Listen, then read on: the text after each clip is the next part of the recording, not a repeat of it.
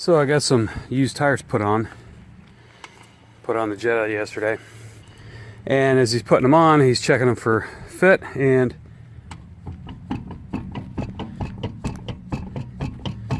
not supposed to do that. That means wheel bearing is loose or wearing out. So we do take your lug nuts and crack them loose, and then jack up the back end, and then we'll take the wheel off and take a look. He had an air impact gun, and good lord, I had my breaker bar and a cheater bar sticking way off in the end of the handle, and it popped on each lug nut like it was going to break the wrench. So be careful if you're using an air gun. It doesn't take much to over tighten these so bad, and then you likely either strip something out or snap off a lug nut. Or if you get broke down on the highway somewhere and you don't have these tools in your trunk, try and get this off of the four-way, it ain't coming off. So let's get this wheel off and take a look. Alright, so once you get your wheel off using the 17 millimeter, you want to take a flathead screwdriver and stick it in your cap here and gently pry all the way around.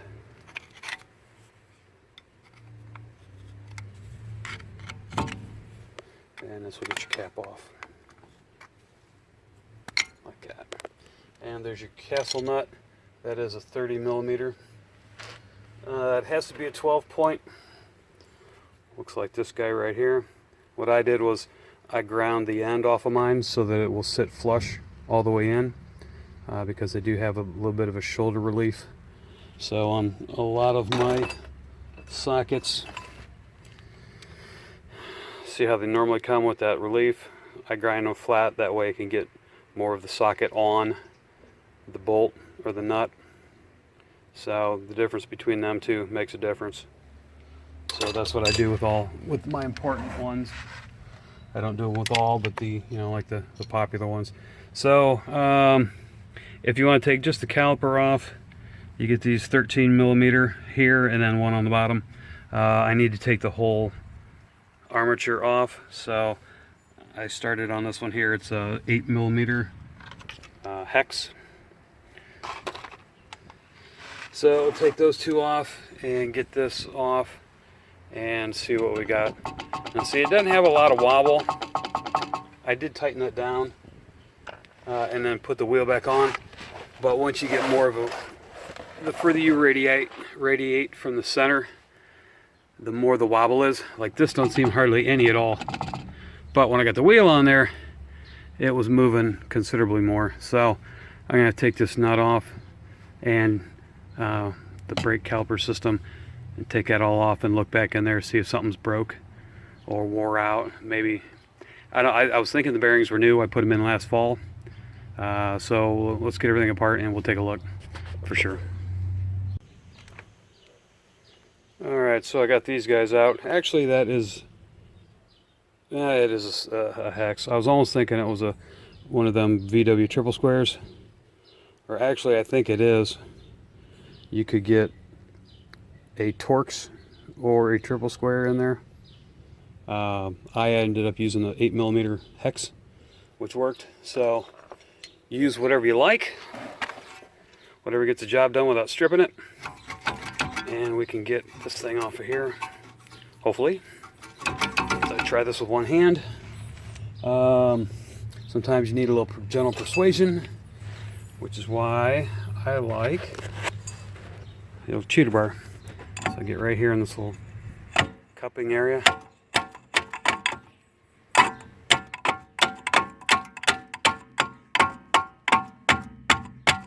Now be careful when you're doing this, because you don't want it to fly off and then yank on that brake line. So if that brake hose here and brake line gets worked on, or gets if you bump it and it falls and yanks on it, it'll probably bust it and put a hole in it. So be careful and keep it tied up. Yeah, they're dragging just a little bit.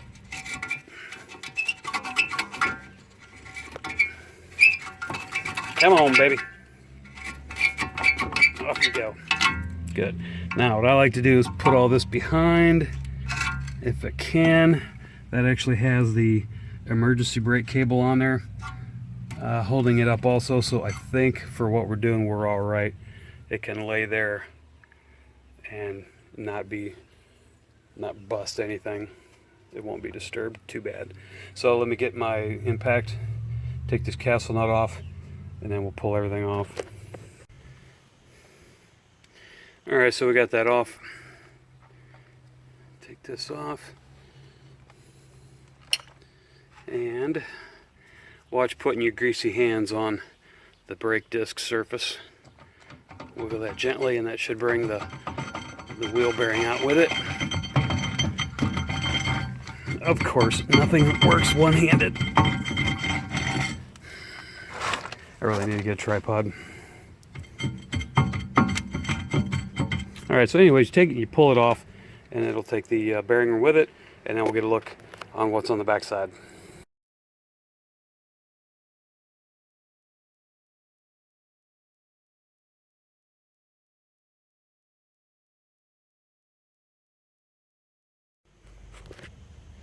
Alright, so change of plan. The auto parts stores were open a little bit longer today on Saturday. So that little Phillips screw right there separates the disc rotor, the brake disc, from the hub. So I was going to get on Rock Auto. The Advance had the spindle here for 62 bucks. The Moog was over $100. I get on Rock Auto, they're $18 to $35. So I'm like, great, I'll just get that. And then it's with Rock Auto, I gotta wait 4 days, and by then it'll be the middle of the week and I'll be busy working. I got the day off, it's a decent day, so with my speed perks and discount codes, I got this for right around 40 bucks, which I can live with. It was still a little more than what Rock Auto would be, but I can do it today, so we went with that. So I'm going to take this off. So these 4 bolts right here, I'm going to need to take those off, and I believe they're probably about a 14 millimeter. Check it with the 13. Yeah, 13. They're 14, 15 millimeter, and we'll get those off, and then we can take the spindle, the stub as they call it.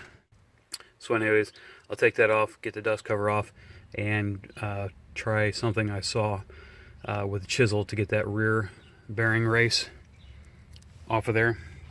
That way, if I can do it with that, I won't have to grind it with the angle grinder. So let's get that off, and we're going to take the screw out and separate the brake rotor from the wheel hub.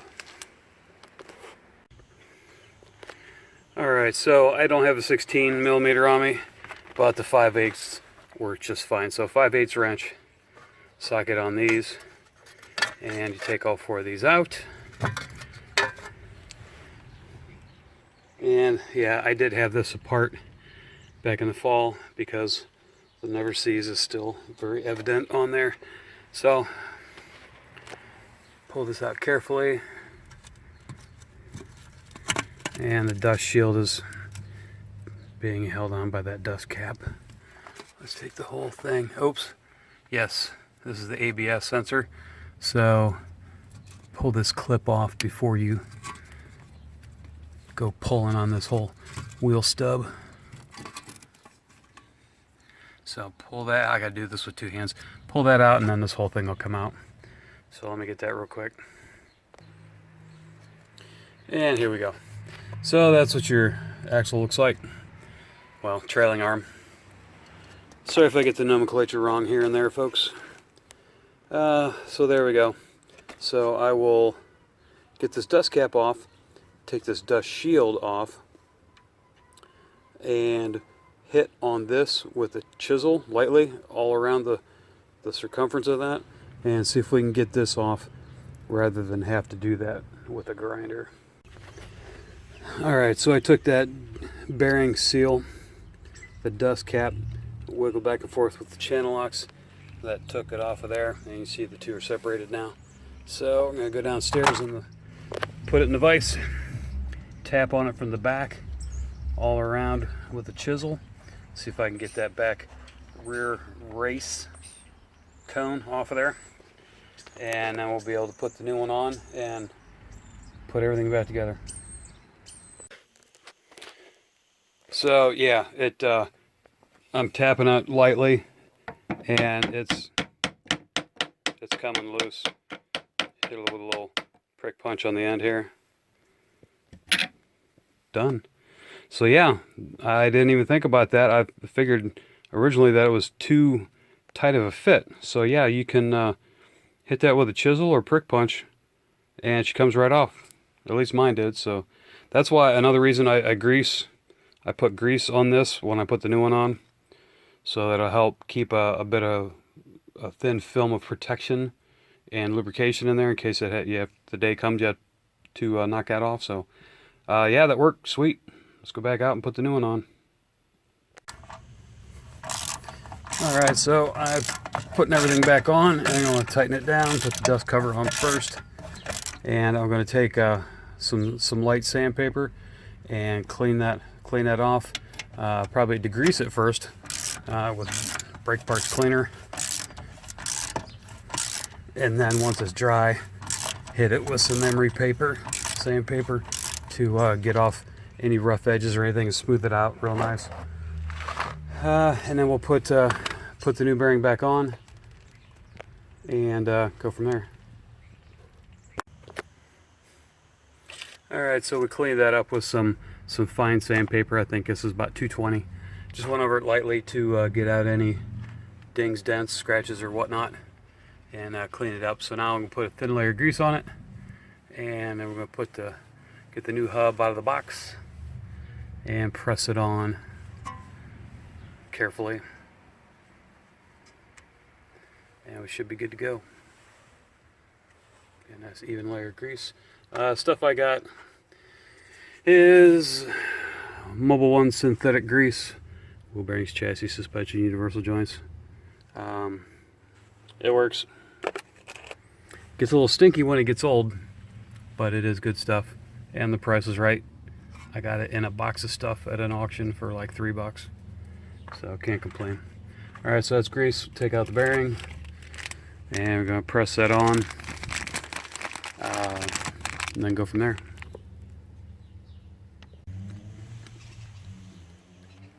Alright, so we got the new hub on there. It's not quite on yet. I'm going to hit it against the inner race with a socket that fits as large as possible. And I'm going to tap it in gently and evenly with the baby sledge, and make sure you don't hit at this angle, this angle, this angle. Try and hit it as square as possible, and it should go on fairly easy. And then I was going to get it to where the threads on the spindle are past the outer race. So once I can get it to that point, I can put the castle nut on there, and then as I tighten it down, it will snug it up against the spindle.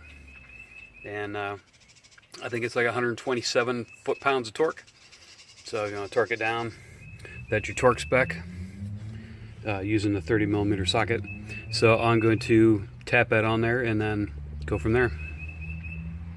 Alright, so I got it tapped on. I got 1.25 inches, and I ended up tapping it more on this corner. Pushed it straight on. I thought straight was kind of going this way, so I ended up hitting a little more on this bottom right corner, and that lined it up.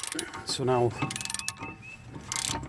wrench on this a little bit, and that will further push it onto the stub.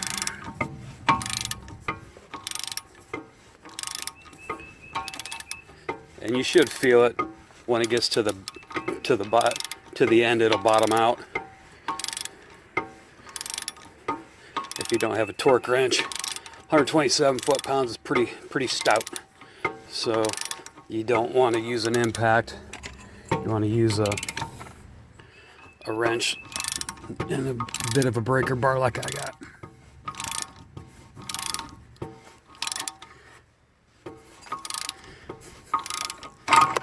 Okay, I need 2 hands for this. So I'm almost there. I'm going to finish that up and then snug it down. The metal marks, metal cage on the end of there is for the ABS. So that should have maybe a 1/4 inch more to go to where they'll be up against the black ABS sensor plug. So I got to plug that back in too, and back in a sec. All right, so that is tight. It is bottomed out. I didn't over crank it. It doesn't have super free play, but that's okay because it's brand new. Free spinning, I should say. Now that is 0 play in them bearings. So that looks good. I'm going to take a rag, clean this out because I got a little bit of dirt, a little bit of something in there. Clean it out. And we'll start putting everything back together. Alright, one thing I always do with my stuff and wheels is use the good old Never Sees. Yeah, I've had people chastise me for it in the past, but I've also been broke down on the side of the road with a 4-way wrench on the lug nuts, standing on it, jumping up and down, and it does not bust the nuts loose. So, say what you want. I use Never Sees on my lug nuts. These, like I said, the guy before the other day put new wheels on, put new tires on, and these still had a bit. You can see right here where this is as far as they go in, and it took this breaker bar and that cheater bar to bust these loose, and that was with a little bit of Never Sees on there. So I've never had one come off or had lug nuts come loose per se, so I will continue to use Never Sees on this. So do what you want. I'm using it, and I also put it on the face of this wheel bearing so that when you put the brake rotor back on, it doesn't stick, because these braking system, these hubs and rotors get a lot of heat, especially in the summertime, and sometimes they want to stick when you try and take them apart. So a little bit of grease or Never Sees on the backing plates will help eliminate that. So everything is tightened up, so we're going to put the rotor back on and then put the brake caliper back in and go from there. Alright, so I hit this with the grinder, take off some of the glazing and imperfections, and put it on here, line the hole up.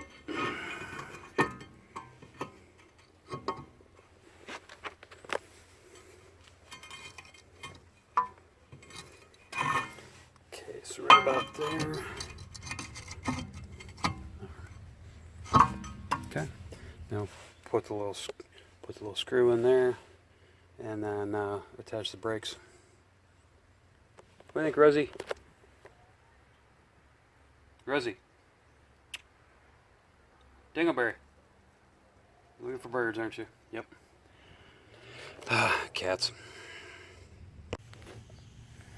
Alright, so you want to get your 8mm in here to put in the top and the bottom caliper to hold the whole system.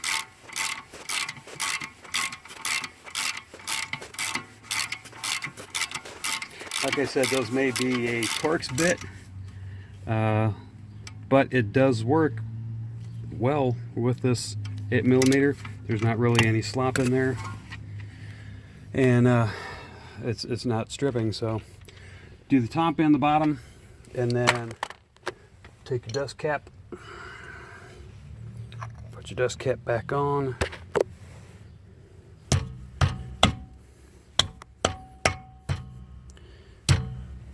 tighten them down, and we're ready to put the wheel back on.